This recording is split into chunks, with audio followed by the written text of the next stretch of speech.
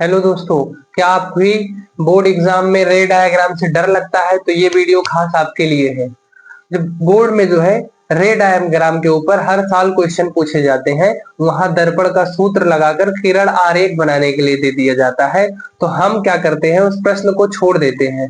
लेकिन इस वीडियो में हम उसके नियम को काफी आसानी से कवर करने वाले हैं और समझ पाएंगे कि किस प्रकार से किरण आरेख बनाया जाता है। ठीक है, तो बने रहिए हमारे इस वीडियो में। आप देखिए, हमने क्या हेडिंग हमारा है, किसी वस्तु का गोलीय दर्पण द्वारा प्रतिबिंब बनने के नियम। किसी वस्तु का प्रतिबिंब कैसे बनता है उसका हमें नियम जानना है। ठीक है, तो किसी वस्तु द्वारा जो है गोलीय दर्पण द्वारा प्रतिबिंब बनने के नियम में 3 नियम है। कितने नियम है? 3। ठीक है, थोड़ा सा लिखते हैं। किसी वस्तु का गोलीय दर्पण द्वारा प्रतिबिंब बनने के मुख्यतः 3 नियम, यहाँ लिख देते हैं। मुख्यतः 3 नियम है। 3 नियम है। कितने नियम है? 3 नियम है। ठीक है, तो उन्हीं 3 नियमों के बारे में हमको समझना है। इन नियमों से या इनमें से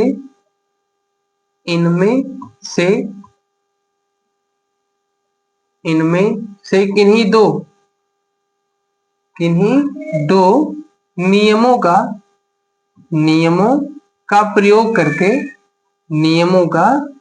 प्रयोग करके करके किसी वस्तु के प्रतिबिंब का निर्धारण करते हैं। किसी वस्तु के प्रतिबिंब का किसी वस्तु के प्रतिबिंब का निर्धारण करते हैं। क्या करते हैं? निर्धारण करते हैं। ठीक है, कितने नियम है? 3 नियम। 3 नियम में से अगर हमें प्रतिबिंब बनाना है तो 3 नियम में से कितने नियम चाहिए? 3 नियम में से केवल 2 नियम का प्रयोग करना है। चलिए एक एक करके समझते हैं। प्रथम नियम क्या है? प्रतिबिंब बनने के लिए प्रथम नियम क्या है? बोर्ड में पूछा जाता है हर साल। ठीक है, अब देखिए प्रथम नियम क्या है। प्रथम नियम यह कहता है कि मान लीजिए हमारे पास कोई भी दर्पण है, कोई भी दर्पण हो, कोई भी गोलीय दर्पण हो, चाहे ये अवतल हो जाएगा और ये उत्तल हो जाएगा। ठीक है, इस तरीके से चाहे अवतल दर्पण हो चाहे उत्तल दर्पण हो। ये हमारे पास कौन सा दर्पण है? कौन सा गोलीय दर्पण है? अवतल। और ये कौन सा हमारे पास है? उत्तल। तो ये एक उत्तल है और एक अवतल है। ये इसको अगर हम लाइन खींच देंगे तो ये क्या हो जाएगा? ये क्या हो जाएगा? ये हो जाएगा दर्पण का ध्रुव, ये हो जाएगा दर्पण का ध्रुव। यहाँ मान रहे हैं हम इसका फोकस है, यहाँ मान रहे हैं इसका वक्रता केंद्र है। ठीक है, तो ये उत्तल दर्पण है, ये अवतल दर्पण है और ये उत्तल दर्पण है। हम क्या कह रहे हैं कि प्रथम नियम ये कहता है ना, ये क्या है? दर्पण का मुख्य अक्ष। ये क्या है? ये क्या है? मुख्य अक्ष। मुख्य अक्ष यहां लिख दे रहा हूं, मुख्य अक्ष। पहला नियम ये कहता है ना कि अगर मुख्य अक्ष के समांतर कोई प्रकाश की किरण चल रही है, मुख्य अक्ष के समांतर चलने वाली प्रकाश की किरणें इस दर्पण से टकराएंगी। ये मुख्य अक्ष है, ये मुख्य अक्ष है, इसके समांतर कोई प्रकाश की किरण चलती है तो इस दर्पण से टकराएगी। दर्पण से टकराने का मतलब है परावर्तन की घटना होगी। मुख्य अक्ष के समांतर चलने वाली प्रकाश की किरणें दर्पण से परावर्तन के पश्चात कहां से चली जाती हैं? दर्पण से परावर्तन के पश्चात मुख्य फोकस से होकर चली जाती है। कहां से होकर चली जाती है? मुख्य फोकस से होकर चली जाती है। समझ में आ रहा है? या ये देखिए मुख्य अक्ष है, मुख्य अक्ष के समांतर चलने वाली प्रकाश की किरणें उत्तल दर्पण, ये अवतल दर्पण में था, मुख्य फोकस से होकर चली जाती है। उत्तल दर्पण में भी मुख्य फोकस से होकर चली जाती है। क्योंकि उत्तल दर्पण में हम क्या करते हैं, वास्तव में ये इधर नहीं जाती है, लेकिन मान लेते हैं कि इधर जा रही है। ये इसका फोकस है, ये इसका फोकस है। आगे पढ़ोगे ना, उत्तल दर्पण द्वारा जो प्रतिबिंब बनता है वो आभासी बनता है और अवतल द्वारा प्रतिबिंब जो होता है वो वास्तविक बनता है। तो पहला नियम ये कहता है कि मुख्य अक्ष के समांतर चलने वाली, देखो ये मुख्य अक्ष है, ऐसे मुख्य अक्ष है, इसके समांतर ही तो प्रकाश की किरण चल रही है। देखो मुख्य अक्ष के समांतर चलने वाली प्रकाश की किरणें दर्पण से परावर्तन के पश्चात मुख्य फोकस से होकर जाती हैं अवतल दर्पण में, या जाती हुई प्रतीत होती है उत्तल दर्पण में। उत्तल दर्पण में जाती हुई प्रतीत की होती है क्योंकि आभासी प्रतिबिंब बनता है। वास्तव में उत्तल दर्पण में क्या होता है? मुख्य फोकस से इधर, ये देखो मुख्य अक्ष है, ये मुख्य अक्ष है, इसके समांतर प्रकाश की किरण है, इस दर्पण से टकराएगी, मतलब परावर्तन की घटना होगी। तो वास्तव में परावर्तन की जब घटना होगी तो ये मुख्य फोकस से जाती नहीं है, लेकिन जाती हुई प्रतीत होती है। हम दिखा देते हैं आभासी तरीके से कि इधर से ये जा रही है। नियम याद रखना बस, ठीक है, इधर जा रही है, लेकिन वास्तव में ये किधर जाती है? इधर चली जाती है। वास्तव में ये इधर चली जाती हैं, लेकिन हम मान लेते हैं कि इधर जाती हुई प्रतीत होती है, मान लेते हैं। बात समझ में आ रहा है, क्योंकि ये आभासी प्रतिबिंब बनाता है और ये वास्तविक प्रतिबिंब। तो पहला नियम समझ में आया क्या, कि मुख्य अक्ष के समांतर जो प्रकाश की किरणें चलेगी उससे दर्पण से परावर्तन हो जाएगा, दर्पण से टकराएगी, दर्पण से परावर्तन हो जाएगा और परावर्तन के पश्चात फोकस से होकर चली जाएगी। अगर अवतल दर्पण है तो फोकस से जाएगी, और अगर उत्तल दर्पण है तो फोकस से जाती हुई प्रतीत होती है, फोकस से जाती हुई प्रतीत होती है। समझ में आया इतनी बात। तो लिखते हैं यही नियम कि दर्पण के मुख्य अक्ष के समांतर, दर्पण के मुख्य अक्ष के समांतर, मुख्य अक्ष के समांतर चलने वाली प्रकाश की किरणें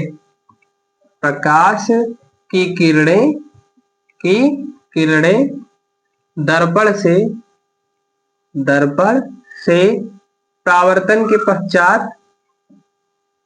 परावर्तन के पश्चात मुख्य फोकस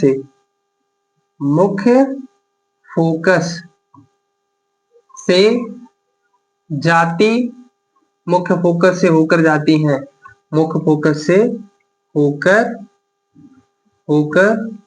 जाती है। किसमें अवतल दर्पण में। अवतल दर्पण में मुख्य फोकस, अवतल दर्पण में मुख्य फोकस से होकर जाती है या जाती हुई प्रतीत होती है, या जाती हुई प्रतीत होती है। किसमें, उत्तल दर्पण में, किसमें, उत्तल दर्पण में। ठीक है, क्या कह रहा है, कह ये रहा है कि दर्पण, ये मुख्य अक्ष है, इसके समांतर, मुख्य अक्ष के समांतर चलने वाली प्रकाश की किरणें दर्पण से परावर्तन के पश्चात मुख्य फोकस से होकर जाती हैं अवतल दर्पण में, और अगर उत्तल दर्पण होगा तो मुख्य फोकस से जाती हुई प्रतीत होती है। ठीक है, ये हो जाएगा, मुख्य फोकस से होकर जाती हुई प्रतीत होती है। ये पहला नियम हो गया। अगला नियम, दूसरा नियम क्या कहता है, 3 नियम समझने हैं। दूसरा नियम, द्वितीय नियम ये कहता है सेम इसी का उल्टा। पहला नियम हमने इसको समझा, अब इसको बना लेंगे, हम इसको मिटा रहे हैं, मिटा के फिर से समझाएंगे। ठीक है, दूसरे नियम के लिए हम समझा रहे हैं, मिटा के आप सभी को हम दूसरा नियम, यही चलिए दूसरा नियम भी समझा दे रहे हैं। पहला नियम तो हो ही गया, इसको पहले को अब हम दूसरा कर लेते हैं। कौन सा नियम है, द्वितीय नियम क्या कहता है। द्वितीय नियम ये कहता है, मान लीजिए हमारे पास ये एक दर्पण है जिसे हम अवतल दर्पण कहते हैं, और इस तरीके से हमारे पास एक दर्पण है जिसे हम उत्तल दर्पण कह देंगे। ठीक है, ये 2 दर्पण है हमारे पास, गोलीय दर्पण हो गया, एक अवतल एक उत्तल, इस तरीके से ये हो गया। दूसरा नियम ये कहता है ना, दूसरा नियम ये क्या है, ये दर्पण का मुख्य अक्ष है, मुख्य अक्ष, ये दर्पण का ध्रुव है, दर्पण की फोकस है, दर्पण का वक्रता केंद्र है। ठीक है, दर्पण का फोकस इधर हम बना रहे हैं, इसका वक्रता केंद्र इधर बना रहे हैं, इसके सामने। ठीक है, ये हो जाएगा। अब दूसरा नियम ये कहता है ना कि यदि कोई प्रकाश की किरण फोकस से होकर जा रही है, कहां से, फोकस से होकर जा रही है, तो परावर्तन के पश्चात यदि कोई प्रकाश किरण फोकस से होकर जा रही है या फोकस से होकर जाती हुई प्रतीत हो रही है। ठीक है, फोकस से होकर जा रही है, फोकस से आती हुई प्रतीत हो रही है, ठीक है, तो दर्पण से परावर्तन, जैसे ये प्रकाश की किरण है, ये फोकस से आती हुई प्रतीत हो रही है, दर्पण से परावर्तन होगा तो मुख्य अक्ष के समांतर हो जाएगी। किसके समांतर हो जाएगी, मुख्य अक्ष के समांतर। दूसरा नियम ये क्या कहता है कि मुख्य फोकस से होकर, दर्पण के मुख्य फोकस से होकर जाने वाली प्रकाश की किरणें दर्पण से परावर्तन के पश्चात मुख्य अक्ष के समांतर चली जाती हैं। समझ में आ रहा है कि नहीं, किसमें मुख्य अक्ष के समांतर चली जाती हैं या किससे होकर जाती हैं। देखिए फिर से मैं बता दे रहा हूं, ये प्रकाश की किरण है, मान लो फोकस से होकर जा रही है, दर्पण से टकराएगी तो फोकस से होकर जाने वाली प्रकाश की किरणें मुख्य अक्ष के समांतर हो जाती है। ये उत्तल दर्पण है, ये क्या है, मुख्य फोकस से होकर आने वाली प्रकाश की किरणें, मुख्य फोकस से होकर आने वाली प्रकाश की किरणें दर्पण से परावर्तन के पश्चात मुख्य अक्ष के, देखो समांतर हो गया है, मुख्य अक्ष के समांतर हो गया है। ठीक है, इस तरीके से मुख्य अक्ष के समांतर हो गया है। ये बात आपको कंफर्म हो गया होगा। मतलब अगर कोई प्रकाश की किरण फोकस से होकर जाएगी तो मुख्य अक्ष के समांतर हो जाएगी। किसके समांतर हो जाएगी? मुख्य अक्ष के समांतर। ठीक है, तो ये लिख लेते हैं। अगला क्या है? दर्पण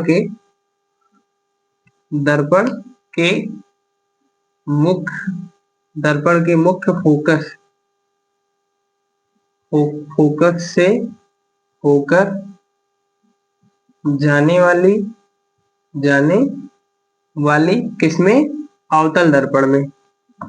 अवतल दर्पण में या फोकस की ओर जाने वाली, या फोकस की ओर जाने वाली, फोकस की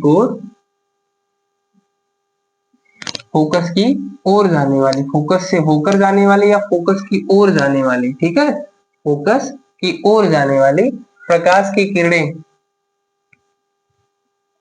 फोकस की ओर आने वाली, ऐसे लिख लेते हैं। फोकस की ओर आने वाली, फोकस की ओर जाने वाली प्रकाश किरण दर्पण से परावर्तन के पश्चात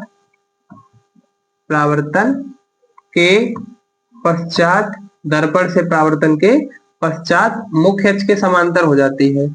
मुख्य अक्ष के समांतर हो जाती है। मुख्य अक्ष के क्या हो जाती है?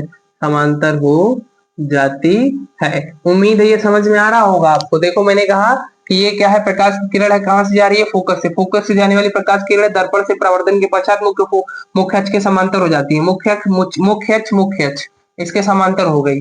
या फोकस से होकर जाने वाली प्रकाश किरणें, फोकस से होकर जाने वाली प्रकाश किरणें परावर्तन के पश्चात मुख्य अक्ष के समांतर हो जाती हैं। ये प्रकाश किरण फोकस से होकर जा रही है। ठीक है, फोकस से होकर जाने वाली प्रकाश की किरणें, फोकस से होकर जाने वाले, मुख्य फोकस से होकर जाने वाले, मुख्य फोकस की ओर जाने वाली। सही है, चलिए ये हो जाएगा। अब ये आप दोनों ही बना लेंगे। दूसरा नियम है, याद रखिएगा। तीसरा नियम क्या हो जाएगा? तृतीय नियम जिसे हम कहते हैं। 3 नियम है, तृतीय नियम। अब तीसरा नियम क्या कहते हैं? अभी अप्लाई करके भी दिखाएंगे आपको। ठीक है, परेशान नहीं होना। तीसरा नियम ये कहता है कि दर्पण के वक्रता केंद्र से, दर्पण के वक्रता केंद्र से होकर जाने वाली या के अवतल दर्पण में या केंद्र की तरफ, दर्पण की वक्रता केंद्र से होकर जाने वाली या वक्रता केंद्र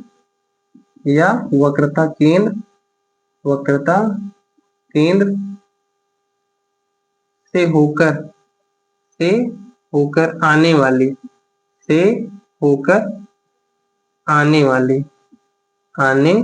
वाली प्रकाश किरण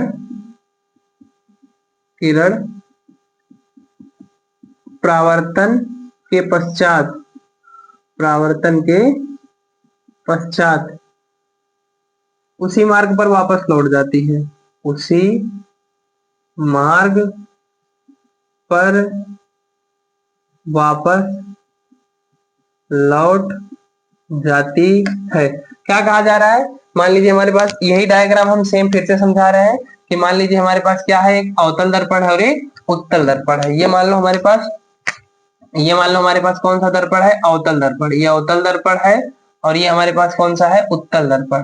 ठीक है, ये इसका मुख्य अक्ष है, ये इसका मुख्य अक्ष है।